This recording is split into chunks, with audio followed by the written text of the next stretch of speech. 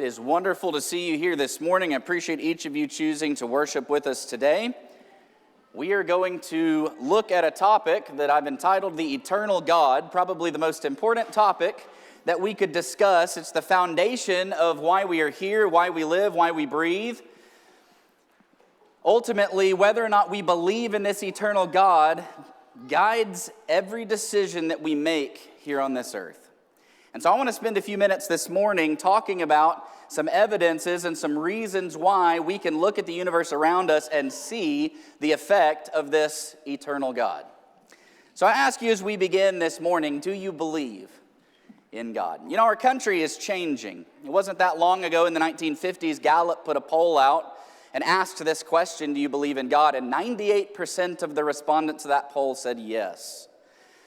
Well, that poll's been put back out over the subsequent decades, and I want to share with you the results of that poll as of just a couple of years ago in 2022. Those that responded yes to that were at 81%, which means 19% of the people that were polled said no, they do not believe in God. And then there were several different ways in which this question was worded.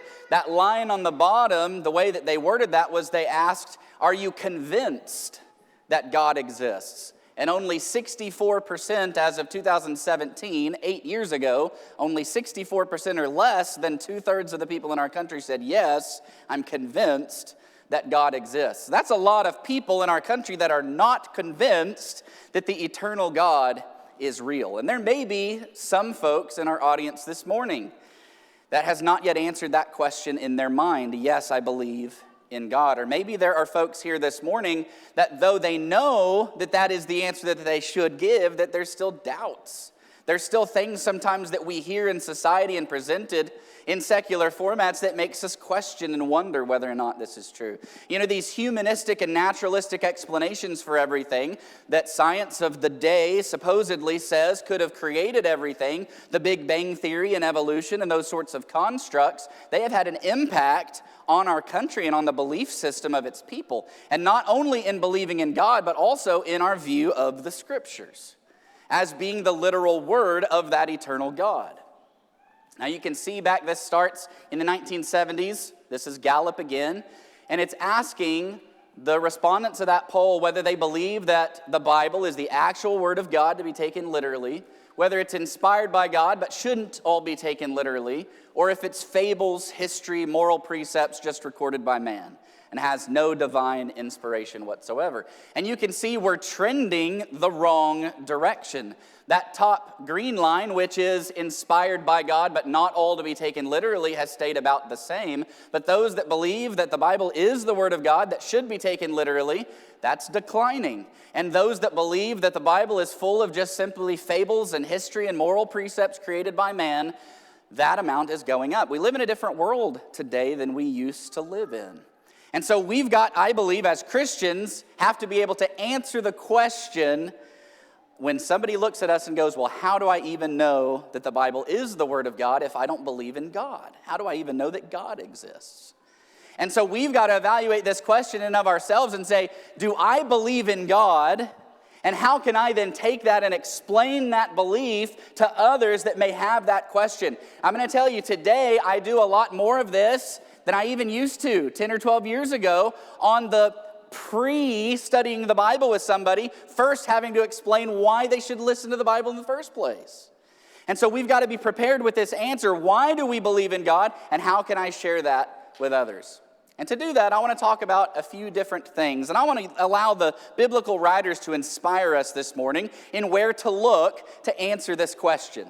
The psalmist in Psalm 19 and verse 1 said, the heavens declare the glory of God, and the firmament shows his handiwork. The heavens there is speaking of space, the universe where the planets exist. The firmament there is speaking of our own planet, the sky, and the things that we see around us. And essentially the point is that as we look at this earth and the universe around us, we can see God's handiwork. Paul wrote in Romans chapter 1 and verse 20, for since the creation of the world, his invisible attributes, his being God, are clearly seen, being understood by the things that are made. And so both the Old Testament passage in Psalms and this New Testament passage in Romans are pointing to our universe, to our world, to the creation, the things that are made, as evidence showing the existence of God. And that's what I want to do with you this morning for a few minutes, is let's look at 3 arguments from nature and from the universe and from life itself that I believe each one of us, if we will lock these 3 arguments away in our mind and we will think through them and we will get comfortable thinking about them and explaining them, it can help us to share our faith with other people. So the existence of God. Here's the 3 arguments that we're going to go over. We're going to talk about the causation argument, also known as the cosmological argument. We're going to talk about the design argument, and then we're going to talk about the causation, the design, and the moral argument. Let me get my mind working correctly. The moral argument for God as well. So let's start with the cosmological argument or the causation argument. Essentially, this has to do with the idea of cause and effect. Now, all of us are familiar with the idea that if we see an effect, if we see something in reality, there is something that preceded that caused it. And as we think about the universe itself, as we're following that inspiration of the Old and New Testament writers to look to the universe as evidence, here's what I want us to think about. We exist. It's easy to know that we exist today. We can look around, we see each other, we see the world around us, we can view through a telescope all the amazing stars and planets that exist. We know all of this exists, but how and why? Why is it here? Where did it all begin? You know, there are really only 3 possible answers to that question of why the universe exists at all. The first answer to that question is the universe has always been. It's eternal. The second possible answer is that the universe sprung out of nothingness and created itself. And then the third possible answer is that something outside of the universe, a supernatural being, could have sparked or started that universe into existence. There's really no other options. Now, there are scientists today who will propose theories like the multiverse, and they'll say our universe was spawned by a preceding universe. The problem with that is you still have to eventually figure out where the first universe came from, so it doesn't really explain that. There's the seed theory that an alien race a long, long time ago came and planted life on Earth. The problem is, where'd they come from? And we still have the same problem. So you've still got to get to the very beginning and go, the beginning of all things, how did it all originate? Is everything that we see eternal? Did it create itself? Or is there evidence for a God? The cosmological argument basically goes like this. Whatever begins to exist has a cause. All right, so if we can show that the universe began at some point, then there must be some cause that started it, that caused it to begin. And therefore, the universe began to exist, and the universe has a cause.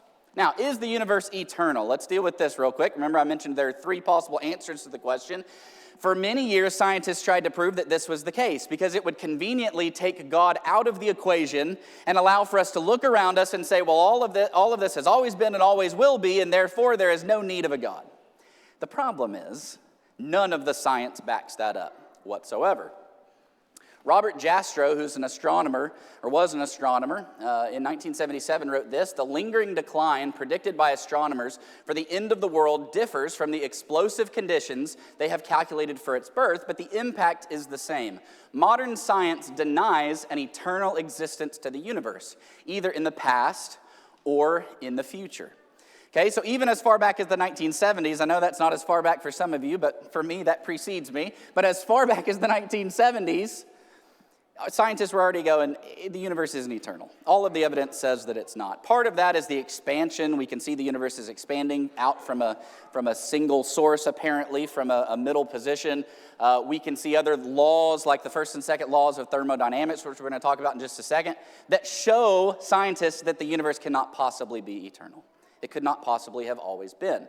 So let's talk about these 2 laws of thermodynamics for just a second. Now, I want to say before I begin this, I'm not pretending to be an expert in these things. I don't have a degree in physics or cosmology or biology or any of the things that we're going to talk about this morning. I have simply researched those people that are a lot smarter than me who talk about these things, and I'm trying to share some of that with you this morning. But the first and second law of thermodynamics are important. The first law basically says that the amount of energy that exists in the universe is constant. Energy cannot be created or destroyed, only transformed. And so what happens to the energy in the universe is it goes from a usable state to an unusable or non-usable state. It is transformed, that energy, from usable to non-usable. The second law of thermodynamics is the law of entropy. And that tells the law of entropy. That tells us that the universe is winding down. Essentially, entropy or decay is increasing over time in the universe. In other words, there is more and more unusable energy. Everything is dying over time. Okay? So what that leads you to, logically, is to assume that if we are on a decay rate that's doing this, that's winding down to the point where there's no more usable energy and all life will be destroyed and the universe can't exist anymore, then at some point in the past, there was more usable energy, right? Which means that at some point there would have been a maximum amount of usable energy, which means the universe is not eternal. At some point it began with a maximum amount, and it has been decreasing. That energy has been transformed from usable to unusable over time. The universe is basically like a big, giant, winding mechanical clock that's wound up, and it's counting down and ticking down towards its destruction. Now, we know, of course, as Christians coming from a faith perspective, that God created a matured universe, that God can end this universe whenever he decides. But from a science perspective, as they're looking at this, they can even see in the science there had to have been a beginning because of some of these reasons. This is why Alexander Vilenkin and other scientists like him, he's a professor of physics at Tufts University, says all the evidence we have says that the universe had a beginning. All right, so mainstream science is not saying the universe is eternal. They know that can't possibly be true. So our first possible answer to the question of why are we here and why does the universe exist, it is not that the universe is eternal. It's not. But I want us to consider something else. I believe that something eternal has to have always been. And that's going to lead us into this second answer, talking about can the universe create itself from nothing? Now, as we as human beings use common sense and we look around us, we see effects that have a cause. We don't see effects that had no cause. We don't see things spontaneously generate. In fact, there was a scientist named Louis Pasteur who tried to get spontaneous generation to happen, and he produced a series of experiments for years trying to basically prove that something can come from nothing, and at the end of the day, he said, spontaneous generation is a dream, and proved that it couldn't be done. And we can see that with our own eyes in the universe. Everything that we see, there's something that always preceded it, right? So if we trace that back to the first something, whatever that was, and the scientists will even say, those even proponents of the Big Bang Theory, they will say it all started with this cosmic singularity that contained all of the matter and energy that we now see in the universe itself, and it was all packed together in this singularity. That still doesn't answer the question of where did that matter and energy and that singularity itself come from. And no one can truly explain the beginning of all things because they have discovered the universe is not eternal. And in reality, something has to have always been for anything to exist at all. I hope that makes sense. Something has to have always been for anything to exist at all, unless we believe that things can create themselves out of nothing. Now, this is what Stephen Hawking, one of the world's leading minds in physics, he passed away a few years ago, but this is what he concluded in his book, The Grand Design. He said, because there is a law such as gravity, the universe can and will create itself from nothing. Spontaneous creation is the reason there is something rather than nothing, why the universe exists, why we exist. And so Dr. Hawking is using the fact that there is a law of gravity to prove that somehow the universe brought itself into existence. Now, first of all, many scientists disagree with this. I'm going to read you a quote from one in just a second who disagrees with Dr. Hawking's take for good reason. But I want us to recognize that if anything, the law of gravity describes mathematically what is happening in an already physical universe. The law of gravity is not in and of itself something. It describes something. It's not causative. It doesn't cause things to happen. That's number one. So if there is something that existed to show that the law of gravity exists, then there's already something, which is not nothing. So that's still not spontaneous generation. There still has to have been a first cause or a root cause of all things. And that's the problem that modern day scientists have with proving this. And Dr. Hawking put this theory out without much proof, and many others like Dr. John Lennox disagree. He said this: the world of strict naturalism, in which clever mathematical laws all by themselves bring the universe and life into existence, is pure science fiction. Theories and laws do not bring matter and energy into existence. So I want us to also recognize that just because we may hear a world-renowned scientist say something like spontaneous creation is the reason why we're here and we don't need a God to exist, there are other world-leading scientists who are looking at the same evidence and going, no, that's not true. There has to have been something to start it, a design, a creator. Now, I'll also mention, we talked about the first and second law of thermodynamics briefly. Okay, and just as a reminder, those laws together state that energy, the total amount of energy in the universe is constant. It cannot be created.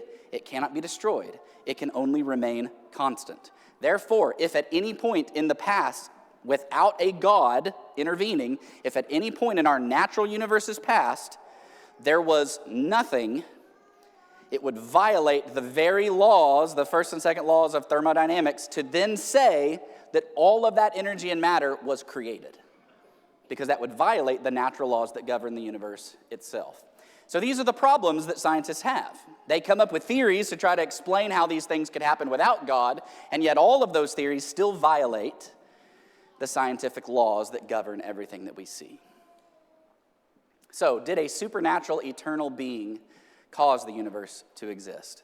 If the universe is not eternal, and if nothing can create itself from nothing, or something can't come from nothing, then that leaves us with only one logical explanation, and that is that something eternal outside of the universe itself brought it into being. Isaac Newton, who was Dr. Hawking's predecessor a few hundred years before, but at Cambridge University, world-renowned, you all have heard of Isaac Newton.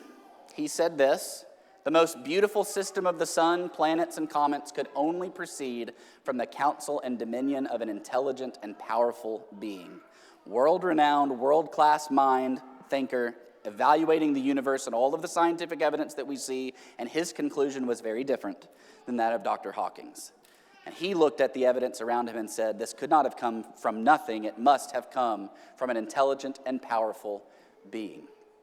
Genesis chapter 1, verse 1 says, "In the beginning, God created the heavens and the earth." And that's your cause. Folks, if something can't come from nothing, which all scientific evidence and every scientist who've ever studied it and ever performed experience have all concluded that you can't have something from nothing. And if that principle and law of the universe is true, then something has to have always been. And if it's not the universe, I would like to submit to you this morning that the only possible answer to that is that there is an eternal being that exists that is outside of this natural universe that said, "Go, I create you." And we are here as a result of that being's influence and that being choosing to create everything that we see. Now, let's look at the second argument. That's the causation argument, the law of cause and effect. You can't have something without a cause, and there must be a first cause, and that is God. Here's the second argument that I want to talk about this morning, and that's the teleological argument or the design argument. And basically, this is what the psalmist and Paul in Romans chapter 1 was talking about. As you look out at the world around you, you see the design of God. You see the evidence of his handiwork. And so I want to talk about some things that we can look at very simply in our world today to see that it could not possibly have come as a result of the Big Bang Theory and evolution, as many scientists today would like us to believe. So let's consider first the fine-tuning of the universe. And I'm going to go through these very quickly.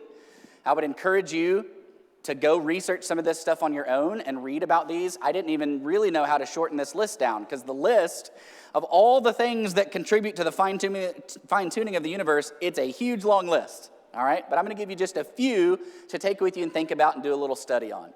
So the universe itself, there are 4 constants, those first 4 that you see, forces that exist in the universe. The gravitational force constant is basically the amount of gravity that we have in the universe.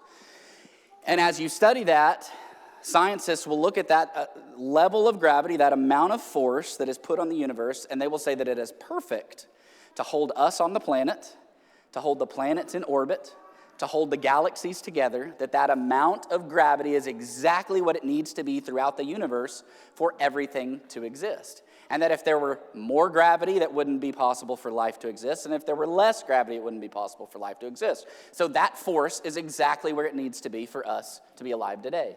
The electromagnetic force constant allows the atom and electrons and the atomic nuclei to bond together. It allows chemicals that are the building blocks of matter and life to bond and stay together.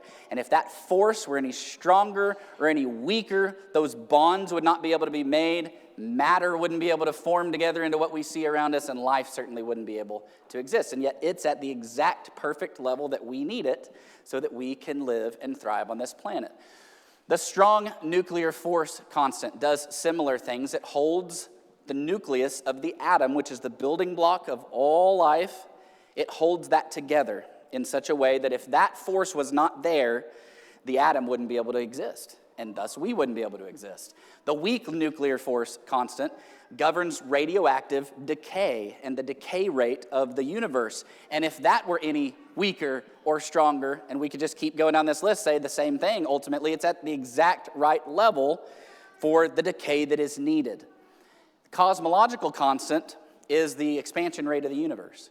And as the universe continues to expand, even the rate of expansion is exactly the rate that we need in order for us to stay together. In other words, the way that scientists will describe it is that if this constant were much faster, in other words, if the universe was expanding much faster, galaxies wouldn't be able to stay together, they'd be slinging apart, not to mention us probably off of this planet, be slung off of it, life wouldn't be able to exist. And then if it were any slower, the same thing would be true as well. But the speed is at exactly the right expansion rate in order for us to live and thrive.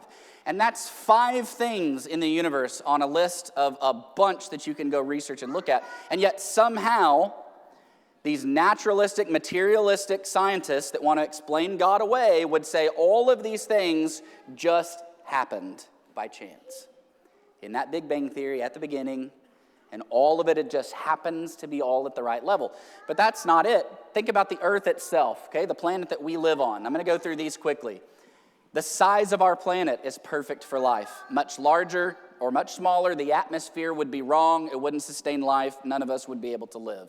The distance from the sun puts us at exactly the right spot for temperature swings, where we can live in mostly, even though we're in Houston, mostly comfortable temperatures a lot of the times. If we were much closer, we'd all burn up. We were much farther away, we'd all freeze to death. But we're in the exact perfect location related to the sun. We're rotating around the sun and on our axis so that the whole entire earth can be properly warmed and cooled every day as we rotate around the sun. The moon that we have that circles around us, that orbits our planet, controls important ocean tides and keeps oceans from spilling over and killing us all, but also keeps them from becoming just stagnant, sitting there. And it does very important things, and its size and its relative location to the earth is perfect for what we need on this planet in order for life to survive. We are protected by 2 big planets in our solar system, Jupiter and Saturn. Their gravitational pulls deflect comets and asteroids and other things that would possibly hit Earth and cause mass extinction events, as scientists would say. The gravitational pull of these 2 planets help to redirect a lot of those astronomical phenomena away from us and protects us. It's like we're in a little bubble here, protected with a perfect amount of what we need. The thickness of the Earth's crust creates a magnetic field around the Earth, and the amount of thickness of that crust allows for tectonic recycling, okay, which essentially means the earth can renew itself and continue to sustain life for a long period of time. And all that's possible because the crust's thickness is exactly where it needs to be. The concentration of sulfur in the Earth's crust is exactly the right, very important for a lot of biological processes that happen on this planet. We have just the right amount. And we can just go on and on and on with these universal aspects of fine-tuning, with the Earth itself and these aspects of fine-tuning. And yet what we must accept, if we're going to take God out of that equation, is that first of all, somehow the universe created itself, that somehow that violates all scientific law and knowledge, that something came from nothing. And then secondly, that something that happened to come from nothing against all odds also happened to create all of these forces and systems that are perfect for our existence and for our life. And to me, as I look at some of these examples, what I see instead is the handiwork of God. What I see is design. I want to look at this as well. This is a man named Sir Roger Penrose. He's a world-renowned physicist. He won the Nobel Prize, I believe, in 2020 in physics. He is not a Christian apologist, but I want you to pay attention to what he says here. He was doing calculations on, remember we talked about entropy, that's the rate of decay from the beginning, and basically he's doing calculations on entropy, and he was trying to figure out what are the chances that this universe that sparked into existence 13.8 billion years ago, supposedly, according to science, what are the chances that that entropy was at the exact right levels so that now we are at the point where we are and life can be sustained and can thrive, all right? This is the number that he came up with. This is called the Penrose number, and it is 10 to the power of 10 to the power of 123. Okay, that's how it's written, and here's how he described this number. In trying to write this, starting with 1 and then writing zeros after this, okay, this is what the creator of the number said. Even if we were to write a 0 on each separate proton and on each separate neutron in the entire universe, and we could throw in all the other particles for good measure, we would fall far short of writing down the figure needed. It's an unfathomable number. Unfathomable number. We can't even comprehend it. More zeros than there are atoms in the universe are attached to this number that this world-class scientist, who is not a Christian, says are the chances and the probability that at the beginning all of those initial conditions would have been just right so that we could be alive today, and yet still is holding on to his naturalistic, materialistic beliefs that this just happened. We were that one in however you would say that number, and just happened to be. Some proponents of these naturalistic explanations would say the fact that we exist is proof that eventually that probability came true. I mean, the fact that we exist and can think about that reasonably says that obviously it did happen. And that's the way that they try to discount the design. And they try to get away from it. And they say, well, I mean, we're here, so obviously it did. And that's just really a cop-out, is essentially all that is. We're here, so therefore it must have happened. Or we're here because a designer designed everything in the universe and in our planet to allow us to live and thrive. John O'Keefe, an astronomer at NASA in 1995, said this: "We are, by astronomical standards, a pampered, cosseted, cherished group of creatures.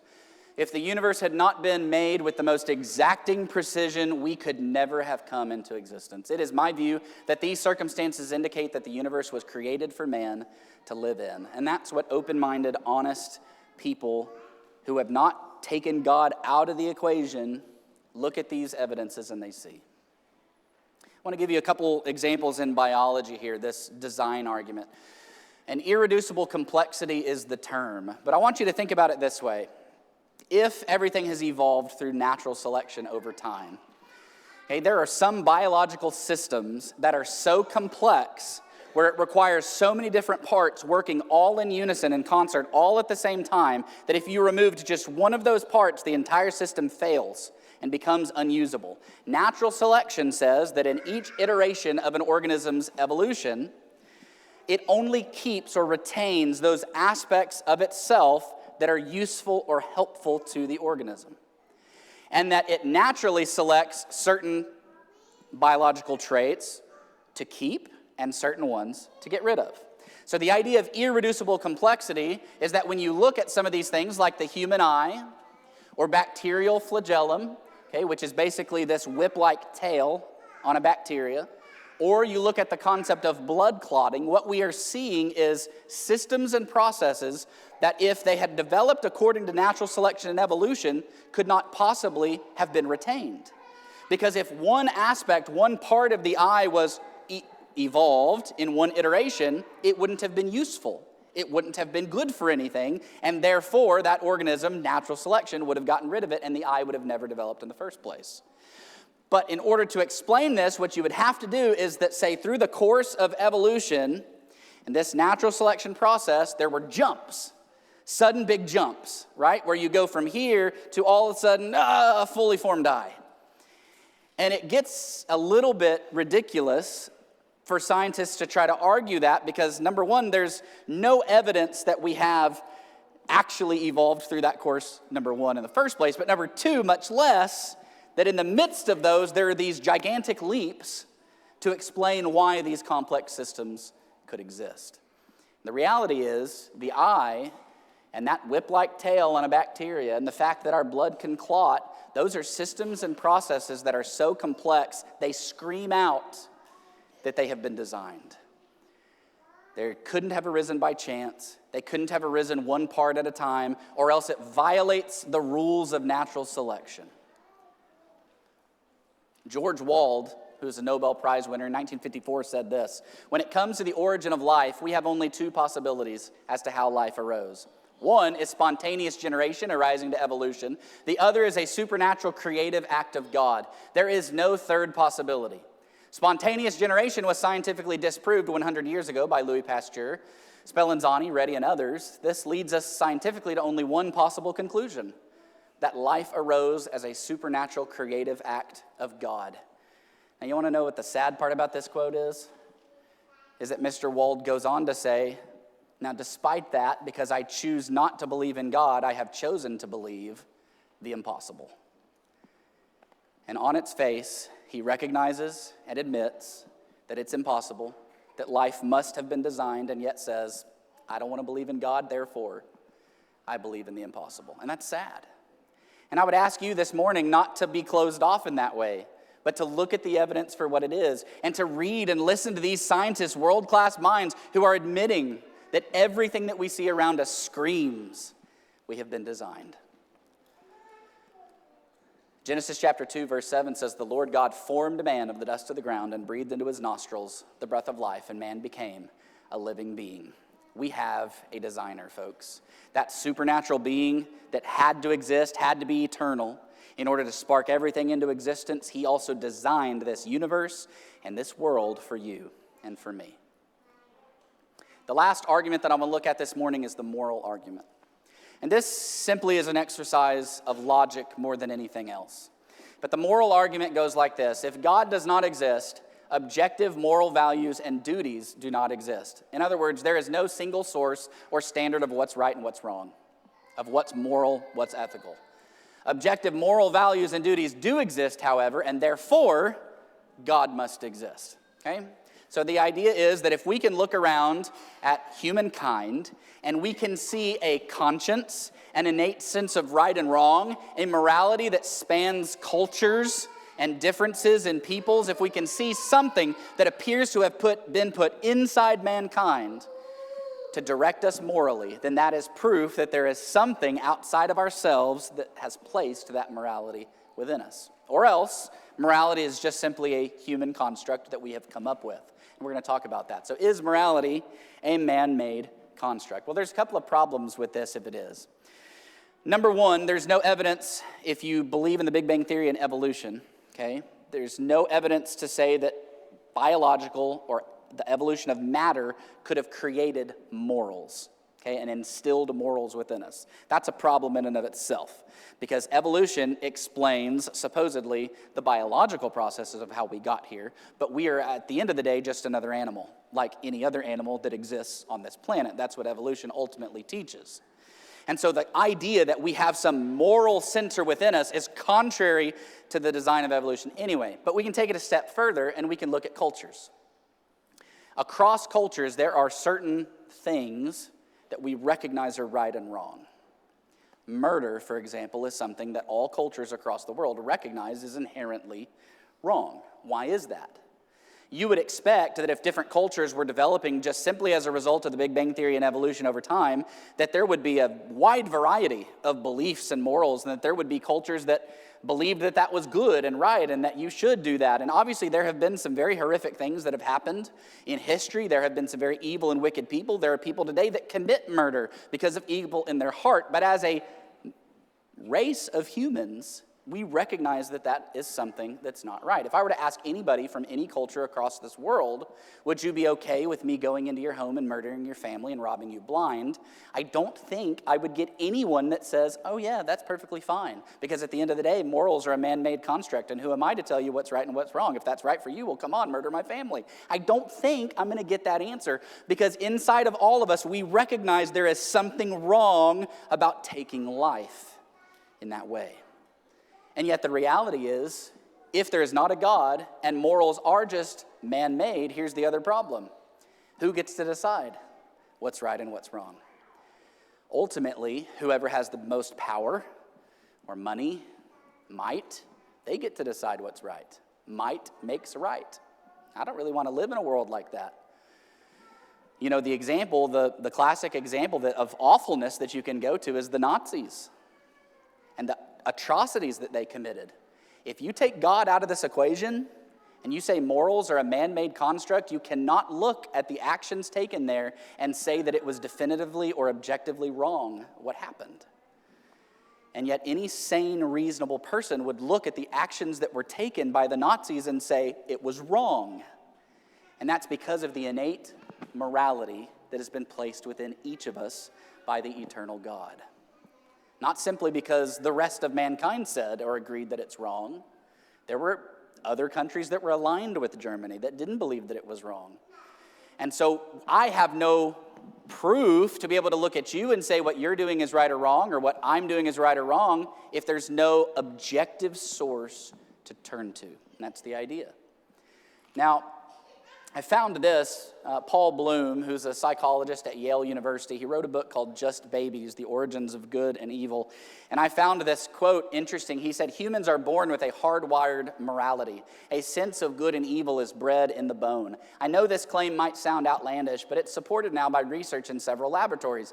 Babies and toddlers can judge the goodness and badness of others' actions. They want to reward the good and punish the bad. They act to help those in distress. They feel compassion, guilt, and righteous anger. Here's one of the other problems of morality being a man-made construct, is the idea that ultimately kids are just indoctrinated with whatever that society's moral construct is over time. But when they are born and firstborn, they should be a blank slate. They should have no innate sense of right or wrong. And yet what research, scientific research by scientists who again are not Christians and not apologists, he goes on to try to explain how this possibly could have happened through evolution, are admitting that even from the time when babies are born, the evidence says that there is a right and there is a wrong, that they naturally want to reward good and punish bad, and all those sorts of things are innate to the human experience.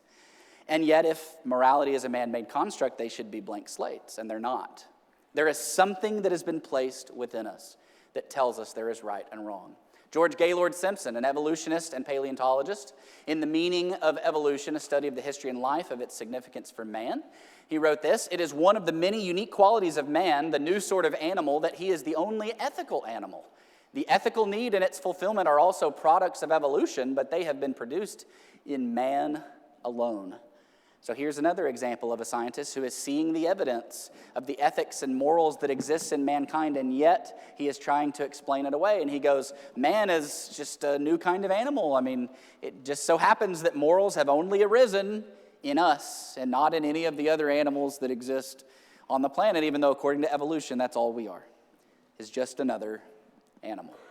And you and I know that that's not true. We know God has designed us. He has created us. He is the cause of all things. He has designed us to be what we are, and he is the moral lawgiver. He has placed that moral sense of right and wrong within all of us. So does morality originate from God? Yes, it does. Genesis chapter 3, verse 5, God knows that in the day that you eat of it, your eyes will be opened and you will be like God, knowing good and evil. This is Adam and Eve. And he talked about that morality, and that when they committed that first sin, they were going to understand right from wrong. And every generation after them would have that understanding of right and wrong and be able to make choices related to that. Romans chapter 2, 14 and 15 says, "For when Gentiles who do not have the law by nature do the things in the law, these, although not having the law, are a law to themselves, who show the work of the law written in their hearts, their conscience also bearing witness, and between themselves their thoughts accusing or else excusing them." In Romans chapter 1, he goes through and he talks about a lot of sins, a lot of very evil and wicked things that take place in man. And in this passage in chapter 2, he's talking about even though that the Gentiles who are not under the Mosaical law, that old law, there is a law written in their heart. There is a conscience that they have been given by God that bears witness against them. That they still know innately what is right and what is wrong, and they have violated the law of God, even without that law of Moses governing over them. So what will you put your faith in? Psalm 14 and verse 1 says, "The fool has said in his heart, there is no God. They are corrupt, they have done abominable works, there is none who does good." This morning, if you've been on the fence, if you've been wondering, if you've had doubts, if you've listened to some of the things that our society has tried to promote, and you've wondered, does God really exist? My hope is that these three arguments this morning can help you to formulate that belief inside yourself, and then also to take that out to others and be able to explain why you believe what you believe. I want to read one more passage, Romans chapter 1, verses 18 through 20. Romans chapter 1, verses 18 through 20 says, "For the wrath of God is revealed from heaven against all ungodliness and unrighteousness of men, who suppress the truth and unrighteousness, because what may be known of God is manifest in them, for God has shown it to them. For since the creation of the world, his invisible attributes are clearly seen, being understood by the things that are made, even his eternal power and Godhead, so that they are without excuse." I want you to know this morning that I believe in the eternal God. I believe that he's real, that he caused all things, that he designed the universe and this planet for you and for me to be able to live and dwell in. I believe that he instilled within us a moral sense of right and wrong so that we would search for him and grope for him, as Paul said in Acts chapter 17. That in him would be our being, that in him we would live and move and have our being. I believe that that eternal God exists today and governs all things that we see. That same eternal God sent his son Jesus into this earth 2,000 years ago because he knew, despite us understanding right from wrong, that all of us as human beings continue to make the wrong choices. And we sin. We violate his holiness. The scripture talks about God being a holy God, but also being a just God. This eternal God that I believe in and that I hope you believe in this morning, that we've talked about three specific arguments for today. I want you to know today, if you've been on the fence, if you've not answered that question, yes, I believe in him. If you've had doubts, I hope today you'll put those to rest and say, I believe in the eternal God. And if you believe in him, believe in his word. And if you believe in his word, believe that Jesus was sent for you to wash away the sins that you've committed in your life. Today, you may be here and you may know that you've violated God's morals. You may know that you have sin in your life that you need to repent of. Today, we're going to offer an invitation song in just a moment. And if there's someone here who has not been baptized into Christ, who needs to make that commitment and say, I believe in God and I want to give my life to him, we can work with you and teach you how to do that. If there's someone here, though, who is a member of Christ's body, but perhaps has been failing, has been like Thomas in doubting that God or Jesus exists, I hope today has been an encouragement to you and a help. And if we can help you and pray for you, we want to do that as well. If there's anything we can do, won't you please come as we stand and sing our invitation song.